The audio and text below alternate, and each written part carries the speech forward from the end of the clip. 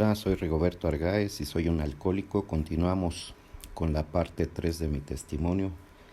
Parece que habrá varios videos porque es largo, pero creo que es útil para todos. Bueno, les decía que eh, durante mi matrimonio, que ya pudimos hacer una vida juntos, mi primera esposa y yo, durante la atención del embarazo, a través del ginecólogo, le detectaron vaginismo, que es un espasmo involuntario que impide la penetración. Eso explicaba el por qué no había podido consumar el matrimonio, pero sin embargo el ginecólogo decía que los espermas se filtran como quiera, dado que son muy pequeños, y por eso el embarazo.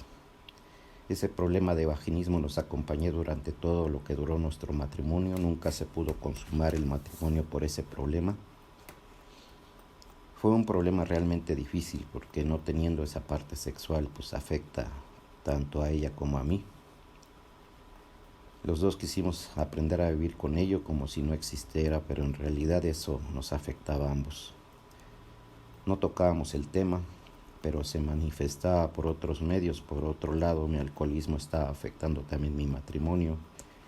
Mi agresividad era notoria. Llegué a lastimarle estando bebiendo y sin beber también. No solo a ella, sino también a mi hijo. No me sentía feliz. El éxito del trabajo no me era suficiente.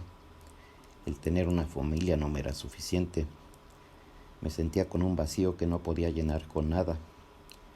Ya los halagos no hacían el mismo efecto que antes. La soledad no se resolvió con una compañera. No sabía qué estaba pasando. Debería sentirme afortunado y me decían que era afortunado, sin embargo me sentía miserable.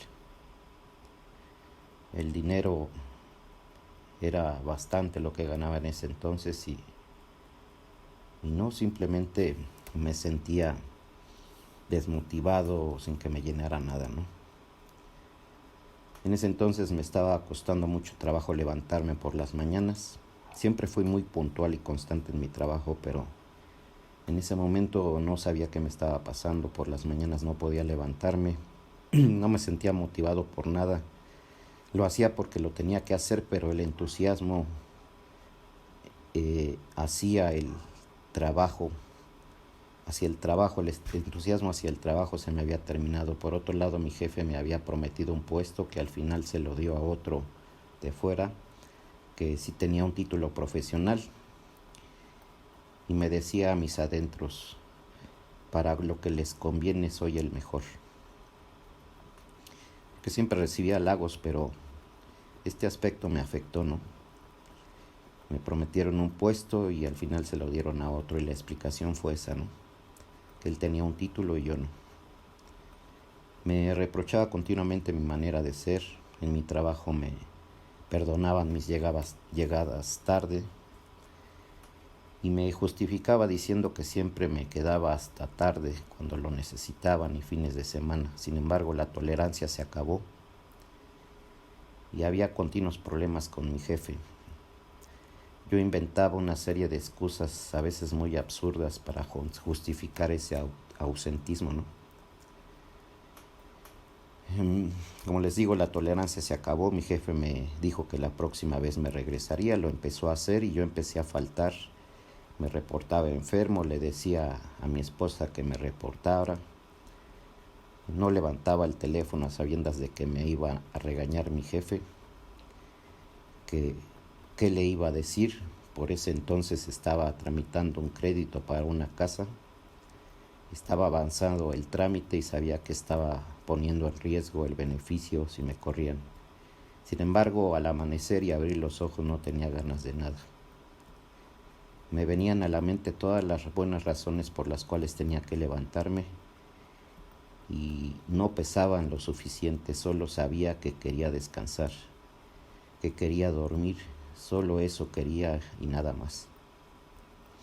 Me terminaron despidiendo y me dije a mis adentros: yo puedo conseguir un mejor trabajo. Y me acerqué a un conocido que también trabajó en ICA que me dio un trabajo en otra empresa que se llama Isosa, y sin embargo mi ánimo seguía en picada. Ya no sentía esa euforia que en otros años me impulsaban a trabajar con mucho esmero y eficiencia.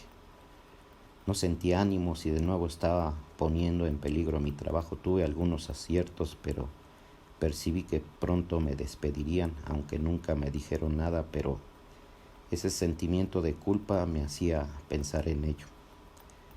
Así que regresé a Ica. Mi jefe me dio otra oportunidad. En ese mismo mes me ofrecieron asistir a un retiro espiritual. Aquí entra mi llegada a los grupos de cuarto y quinto paso. El primer grupo que pisé, que tenía que ver con los 12 pasos. Esos amigos con los cuales empecé a beber, esos amigos pandilleros, algunos de ellos habían asistido a estos grupos, y mi tía también y otros primos. Me invitaron a un retiro espiritual. Yo no sabía de qué se trataba, pero sí sabía que requería ayuda. Empecé a asistir a unas juntas de preparación en el grupo Reencuentro a la Vida, allá por Copilco. Estaba cerca del metro Copilco. Empecé a escuchar las narraciones de los coordinadores y al final de cada junta una cadena de oración. Recuerdo que en mi primer junta preguntaron que quién se consideraba alcohólico y yo levanté la mano. Realmente llego a estos grupos pensando que mi forma de beber obviamente me estaba afectando y estaba afectando todas mis relaciones interpersonales, a la familia, etcétera, pero pensé que esas borracheras me causaban un cansancio que impedían que yo me levantara. Y ese cansancio pues estaba afectándome de gran manera en mis trabajos, ¿no?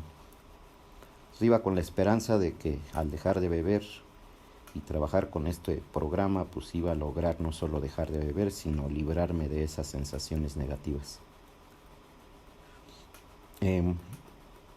También me preguntaron sobre quién se consideraba neurótico, drogadicto. Algunos levantaban la mano, otros no. Al regalar sus historias, me removieron muchas emociones. Estaban presentes también mis amigos de la infancia como apoyos. Se llegó el día del retiro, nos citaron en el metro Copilco, nos fuimos en un camión y agarramos carretera hasta llegar a una hacienda apartada en lo alto de Río Frío, cerca del Popo. La hacienda estaba apagada, llegamos en la noche, solo había velas por todas partes y un olor a incienso. Me llamó la atención ese ambiente espiritual y misterioso. No nos daban mucha información al respecto, no sabíamos en qué consistía el retiro.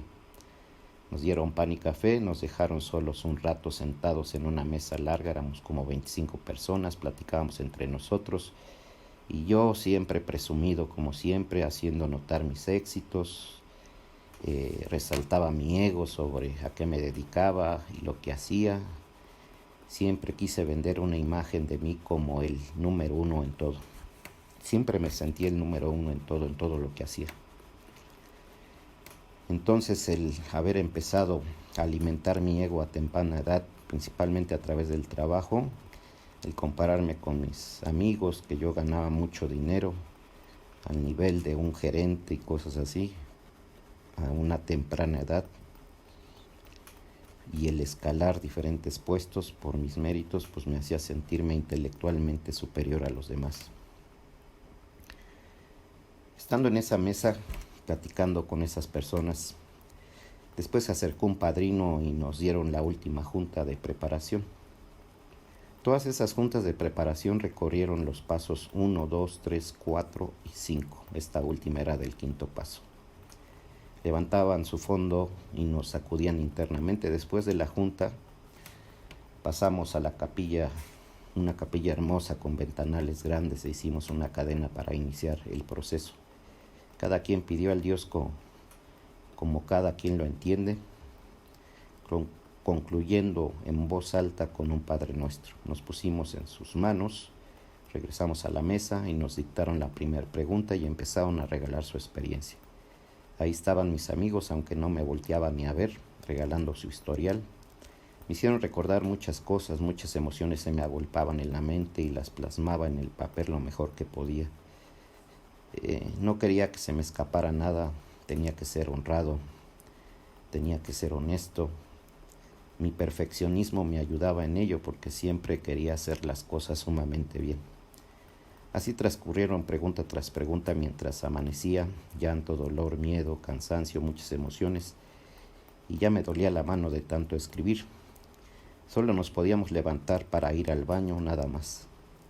Se llegó la pregunta de resentimientos y el coordinador junto con los demás nos dejaron solos, se veían molestos porque decían que nada más estábamos desperdiciando su tiempo en nosotros y que nos estábamos haciendo tontos. Me dolió ese comentario, ya estaba cansado física, mental y emocionalmente. Al poco rato regresaron golpeando la mesa y nos motiváramos a que dijéramos abiertamente lo que sentíamos. Cuando lo lograron nos llevaron con los ojos cerrados afuera. Hicimos una cadena. No sé lo que pasó, pero al terminar me sentí en paz. Yo sentí que durante esa cadena pues saqué honestamente lo que había en mi corazón, enojos, resentimientos, súplica de ayuda a Dios. Y al término de esa cadena sentí una paz. El cansancio se había ido. No tuve visiones como otros, pero sí sentí algo que nunca había sentido en toda mi vida. Sentí la presencia de Dios. Todo parecía más bello, hasta los que me habían caído mal durante el proceso, que regalaban su experiencia, hasta ellos que me habían caído mal parecía como si ya me cayeran bien. Nos abrazamos todos, fue hermoso, pensé que ya habíamos terminado y resultó que no. Regresamos a continuar escribiendo. Faltaba también la última pregunta. Al terminar de escribir, se presentaron los padrinos, nos dieron un papelito, a mí me tocó el número 10, recuerdo que solo había 8 padrinos, tuve que esperar a que se desocupara alguno para pasar.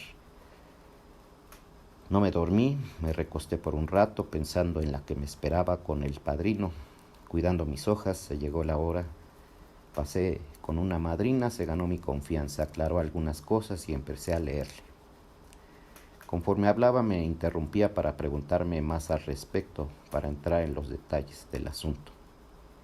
Me hacía notar mis desviaciones, mis defectos, al punto de que me dijo que si estaba dispuesto a lo que fuera y le dije que sí. Y salimos al campo, ella traía en la mano una manguera gruesa y se hacía acompañar de otro que era apoyo. Pensé que me pegarían con eso de que si estás dispuesto a todo. No fue así, me hinqué, cerré mis ojos y fue mencionándome persona por persona, las más importantes y los hechos, hasta Dios y yo también entramos en la lista. Conforme ella mencionaba, yo traía a mi mente esos recuerdos y golpeaba el piso sacando todo ese mal. La idea era matar todo ese mal recuerdo, reviviéndolo. Pero cuando mencionó a mi padre no quería pegarle. Me indicó que no se trataba de hacerle daño a nadie, sino de sacar el dolor del alma, que le pegaría a los hechos. Seguí y llegó el momento en que se me había olvidado que estaba golpeando el piso. Realmente estaba viviendo los hechos y me estaba desahogando. Hacía pausas para recobrar fuerzas y cuando llegué a confrontarme conmigo mismo no tuve piedad. Golpeé hasta que me cansé y me tiré al piso para descansar. También golpeé el aspecto del resentimiento que traía con Dios porque sentía que no me ayudó en los momentos que le pedí. En mi historia pues hubo momentos en los que me acerqué a Él y sentí que no me hizo caso. Me tiré en el piso para descansar. Me preguntó que si ya había muerto todos esos malos recuerdos en sentido figurado. Le dije que sí. Ella frotaba sus manos y las extendía hacia mí y yo recuperaba el aliento. Me levanté, me relajé, abrí los ojos y me dijo que buscara algo que estaba por ahí en mi mente. Y efectivamente, mi sorpresa fue que me vi a mí mismo, solo que tenía 11 años y me sonreía. Y también sentí mucha paz, sentí la presencia de Dios que estaba ahí con nosotros. Ya no se trataba de un Dios y un libro del cual me hablaban, realmente ahí estuve consciente de su presencia porque lo sentí. Estaba ahí con nosotros, adquirí la fe, fue un despertar espiritual. Ya no era un Dios de teoría, era una realidad, era un reencuentro conmigo mismo y con Dios. se despertó también una sed por lo espiritual que nunca se ha acabado hasta la fecha. Continuamos en el siguiente video. Felices 24 horas y solo por hoy.